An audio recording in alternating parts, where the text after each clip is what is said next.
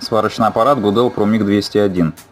Пробую сварить оцинковку толщиной примерно 0,45-0,5 мм от профлиста. Пробую как углом назад, так и углом вперед.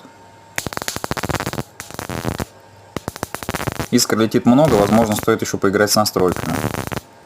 Но в целом аппарат справляется достойно. Газ, углекислота. Возможно, со смесью будет проще.